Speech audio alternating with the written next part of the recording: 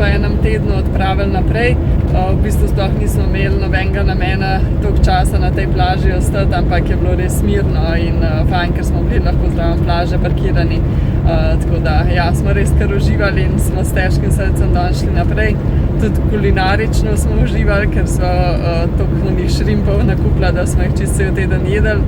Poleg tega smo en dan uhaklala enega ribiča, ki se je glih zjutraj vrnil iz ribičije in sva kupila take gigantske jumbo šrimpe, tako da so bili res ful dobri in ja, nikoli še nismo jedla toliko velikih in moram reči, da so bili zelo odlični.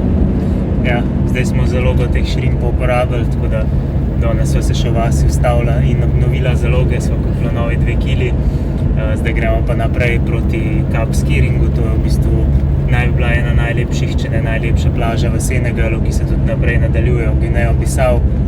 Zdaj, koliko časa bomo tam, ne veva, nekaj časa imamo še za ta južni del Senegala, ampak ja, bomo videli, če nam bo zelo všeč, bomo ostali nekaj dni, če nama ne bo toliko, bomo pa verjetno malo prej, pol že naprej šli.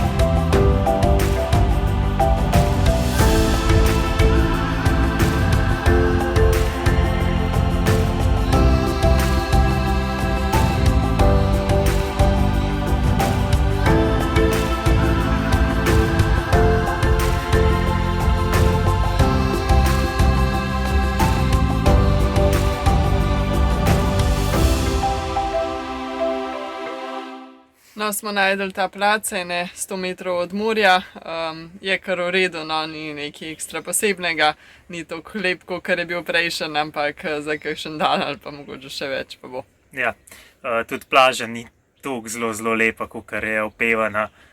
Sej je lepa, ni nič za reči, so palme, je kar lep pesek, ampak ni pa toliko nad ostalimi plažami, ki sva jih do zdaj v Senegalu pa nasploh tukaj videla.